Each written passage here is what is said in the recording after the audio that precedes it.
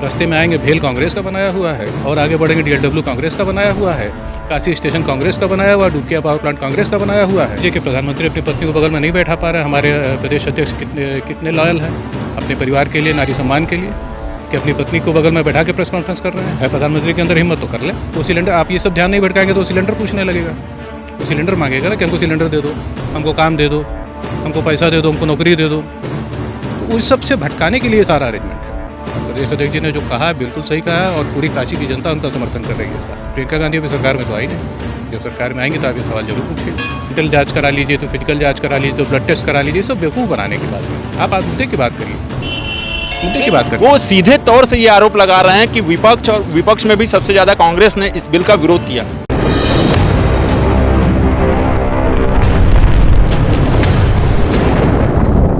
प्रधानमंत्री नरेंद्र मोदी ने महिला आरक्षण बिल को लेकर संसद में कोशिश किया बिल आरक्षण को जो पास हो जाए, लेकिन विपक्ष जो है इस पर एक नहीं हो पाया। अभी हमारे साथ कांग्रेस के विकेश सिंह टोनी जी हैं, हम उनसे बात करेंगे। एक बात बताइए, प्रधानमंत्री नरेंद्र मोदी ने जो है महिला आरक्षण बिल को लेकर सबको बोला कि आप एक साथ आइए, और उन्होंने ये भी बोला कि जो है आप इसका क्रेडिट आप ले लीजिए, तो इसको कैसे देखते हैं? नहीं, ये तो भ्रम फैला रहे हैं। और जो बिल 2023 में पास हो चुका था उसको दोबारा से ला करके ये भ्रम फैलाया जा रहा था सिर्फ परसीमन के लिए। ये महिला आरक्षण के नाम पे भ्रम फैलाया गया ताकि ये परसीमन कर सके उसके अंडर में, और कुछ नहीं, सिर्फ भ्रम फैलाया गया, ये झूठ बोला गया। वो तो ये कह रहे हैं कि मतलब जो है सारा इसका क्रेडिट जो है विपक्ष वाले ले लें। अब वो कुछ भी करते रहे ना, जब वो काम करना ही नहीं है तो आप उसको सच झूठ कुछ भी बोलते रहिए कि आप क्रेडिट ले लीजिए, क्रेडिट दे लीजिए। अरे प्रधानमंत्री जी, आप ही क्रेडिट ले लीजिए। जो 2023 में जो बिल पास हो चुका है उस आधार पे आप 33% आरक्षण दीजिए, क्यों नहीं दे रहे हैं? पूर्व में तो प्रियंका गांधी ने भी कहा था कि हम 33% जो है वो महिलाओं का आरक्षण देंगे और सभी महिलाओं को पिंक स्कूटी भी देंगे, तो मतलब ये तो अभी तो हुआ नहीं। तो प्रियंका गांधी अभी सरकार में तो आई नहीं, जब सरकार में आएंगे तो आप ये सवाल जरूर पूछिएगा। तो नेता तो है ना, तो वो अपने लोगों को तो दे ही सकते हैं भाई। इसीलिए तो 2023 में समर्थन किया गया सरकार का कि ये बिल पास हो जाए और लोगों को आरक्षण मिल जाए, महिलाओं को आरक्षण मिल जाए 33%। तो मोदी जी के रहते हुए तो वो तो 2047 तक का अपना खाका खींच चुके हैं। देखिए, मोदी जी के रहते हुए महिलाओं को सम्मान नहीं मिल सकता, ये इसकी गारंटी है। मोदी जी की और किसी चीज़ की गारंटी नहीं है, इसकी गारंटी की नहीं मिलेगा। क्योंकि 2023 में जो बिल पास हो चुका उसका इम्प्लीमेंट न करके और उसको घुमाना, उसको फंसाना, उस बिल को इधर उधर की बातें घुमाना, तो ये दर्शाता है कि आरक्षण नहीं मिलना है। तो क्या लगता है कि अगर महिलाओं का आरक्षण मिल जाता है तो इससे किसको लाभ होगा और किसको नुकसान होगा? अगर महिलाओं को आरक्षण मिल जाएगा तो पूरे समाज को लाभ होगा। 50% आबादी जिसकी है, जिसके दम पे ये सिस्टम चलता है, अगर उसको आरक्षण मिलता है, उसको लाभ मिलता है, तो ये पूरे समाज को लाभ मिलेगा। आप कह रहे हैं पूरे समाज को लाभ मिलेगा, लेकिन विपक्ष के ही एक नेता हैं अखिलेश यादव, वो बोल रहे हैं कि सिर्फ मुसलमानों को ही आरक्षण दिया जाए। नहीं, मुझे उनके बयान के बारे में कोई जानकारी नहीं है कि उन्होंने ऐसा कोई बयान दिया है, ऐसा मुझे कोई जानकारी नहीं है। भाजपा के एक नेता हैं, उन्होंने बताया कि जितने भी राष्ट्रीय अध्यक्ष हैं, दोनों राष्ट्रीय अध्यक्षों का जो है या प्रदेश अध्यक्ष जो है उनका मेंटल जांच होना चाहिए इस महिला आरक्षण बिल को लेकर। अब ये आपको मैंने भी बता दिया कि जो 2023 में जो बिल पास हो चुका और वो इस समय मेंटल जांच किसकी होनी चाहिए, अब आप बता दीजिए। जो बात इधर उधर की करके काम की बात ना करे और मेंटल जांच करा लीजिए, तो फिजिकल जांच करा लीजिए, तो ब्लड टेस्ट करा लीजिए, सब बेवकूफ़ बनाने की बात है। आप आज मुद्दे की बात करिए, मुद्दे की बात करिए। वो सीधे तौर से ये आरोप लगा रहे हैं कि विपक्ष और विपक्ष में भी सबसे ज़्यादा कांग्रेस ने इस बिल का विरोध किया है। विपक्ष अगर विरोध करता तो 2023 में बिल पास कैसे होता? आज भी कांग्रेस उसके समर्थन में है। आपने सदन में भी सुना होगा, जितने भी कांग्रेस के वरिष्ठ नेता सब ने उसका समर्थन किया है कि 2023 में जो बिल पास हुआ आप उस पर उसको लागू करिए। लेकिन भाजपा के लोग तो तमाम जो है कांग्रेस के घर के बाहर हो या रोड पर है, वो लोग अपना विरोध प्रदर्शन कर रहे हैं। भाई, काम नहीं करना है ना। जब काम नहीं करना है तो आपका ध्यान भटकेगा कैसे, जनता का ध्यान भटकेगा कैसे? वो सिलेंडर, आप ये सब ध्यान नहीं भटकाएंगे तो वो सिलेंडर पूछने लगेगा, वो सिलेंडर मांगेगा ना कि हमको सिलेंडर दे दो, हमको काम दे दो, हमको पैसा दे दो, हमको नौकरी दे दो। तो उस सब से भटकाने के लिए सारा अरेंजमेंट है कि आप झूठ बोलते रहो, यहाँ धरना दे दो, वहाँ प्रदर्शन दे दो, किसी का मानसिक जांच कराओ, किसी का ब्लड टेस्ट कराओ। तो ये सब लोगों को भ्रम फैला करके, बेवकूफ़ बना के लोगों की ज़िंदगी को रसातल में पहुँचाने का अरेंजमेंट है ये, और कुछ नहीं है। कल प्रधानमंत्री नरेंद्र मोदी फिर से एक बार काशी आ रहे हैं और उसके बाद जो है महिला आरक्षण को बिल को लेकर जो है तमाम महिलाओं को बैठाकर वो संबोधन करेंगे, लेकिन उसके बाद भी जो है मतलब विपक्ष अगर बिल पास नहीं होने दे रहा तो मतलब ये किसकी गलती हो जा रही है? विपक्ष ने बिल नहीं रोका है। आप पहले समझिए कि ये जो बिल आया है ये परसीमन का बिल है, ये आरक्षण का बिल नहीं है, ये परसीमन का बिल है। और महिला आरक्षण का बिल पास हो चुका है 2023 में ही, उसको लागू करना चाहिए, वो संविधान का पार्ट है, उसको लागू करना चाहिए। और कल आ रहे हैं यहाँ नारी वंदन करेंगे, सम्मान करेंगे, ये सब बेवकूफ़ बनाने की कहानी है। ये आप कह रहे हैं बेवकूफ़ बनाने के लिए, लेकिन आपके जो राष्ट्रीय अध्यक्ष हैं उन्होंने सीधे सीधे प्रधानमंत्री पर आरोप लगाया कि यानी कि वो अपनी पत्नी यानी जसोदा बहन को लेकर वो काशी विश्वनाथ मंदिर में आए और दर्शन पूजन करें। निश्चित हमारे प्रदेश अध्यक्ष जी ने जो कहा वो बहुत सही बात बोली है। अगर सच में अगर आपको नारी वंदन करना है, नारी सम्मान देना है, तो आप अपनी पत्नी के साथ आइए, काशी विश्वनाथ बाबा काशीनाथ का दर्शन करिए और आशीर्वाद लीजिए।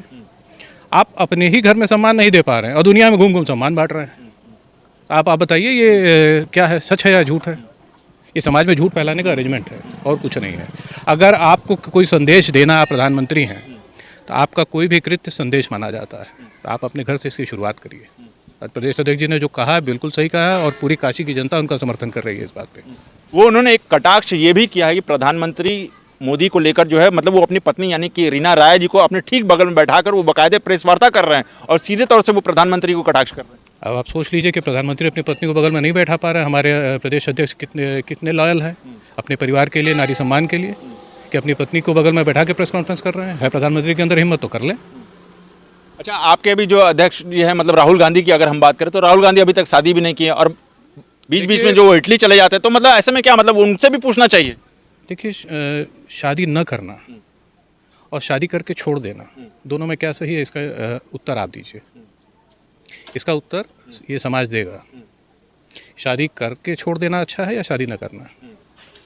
क्या लगता है कि इस बार जो मुद्दा जो 27 का जो बनेगा, क्या महिला आरक्षण बिल और नारी शक्ति बंधन ही मतलब मुद्दा बनेगा या फिर कोई और मुद्दा बनेगा? मतलब जिस तरह से कांग्रेस को सीट मिले। बहुत सारे मुद्दे हैं। अब आप मुद्दों की बात करेंगे, जब आप मुद्दों की बात करेंगे तो आप बेरोजगारी है, महंगाई है, समाज में फैला हुआ जहर है जिसको ये लोग फैला रहे हैं, नारी अपमान है जिस आरक्षण को इन्होंने रोक करके और बेवकूफ़ बनाया है।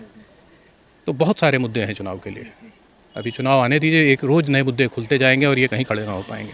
इस पर हमने भाजपा के लोगों से बात की तो उन्होंने कहा कि ये जो कांग्रेस के लोग जो है वो डूबती नाव में सवार हो रहे हैं और डूबती नाव हमेशा डूब ही जाएगा। ये 2014 से ही नाव डुबा रहे हैं। नाव इतनी बड़ी है कि वो डूब ही नहीं रही है। तो वो तो विकास बता रहे हैं। वो उनको बताने दीजिए, उनके बताने से तो नहीं डूबेगा ना भाई। अगर डूबना होता तो आज 10, 11, 12 साल हो गए, डूब गई होती। तो जनता को लगना भी तो चाहिए कि हाँ, आप कांग्रेस की लहर चल रही है, कांग्रेस आ रही है। बिल्कुल बिल्कुल, जनता के दिल में कांग्रेस है और आज नहीं, कई पुश्तों से लोगों के डीएनए में कांग्रेस है। आज भले विचारधारा कुछ लोगों की इधर उधर हो गई, जो लोगों को लगा था कि देश में कुछ अच्छा हो जाएगा, तो ठग लिए गए। अब उनका सद्बुद्धि आ गई है, वो खुद ही घूम रहे हैं कि हम कहाँ फंस गए हैं, अब कैसे इनसे छुटकारा मिल जाए। वो ये कह रहे हैं कि हम प्रधानमंत्री नरेंद्र मोदी का संसदीय क्षेत्र है। आप देखिए, एयरपोर्ट से लेके आप चाहे पांडेपुर तक जाइए, रोडें बन गई, इंफ्रास्ट्रक्चर बन गई, तमाम सब कुछ वो मतलब विकास की योजना उगा रहे हैं। लेकिन ऐसे में फिर मतलब कांग्रेस कैसे उनको मतलब बीट कर पाएगी? देखिए, अब जहाँ तक सिर्फ काशी की बात करेंगे तो रोडें बन गई, एक रोजगार देने का इंतजाम तो न कर पाए।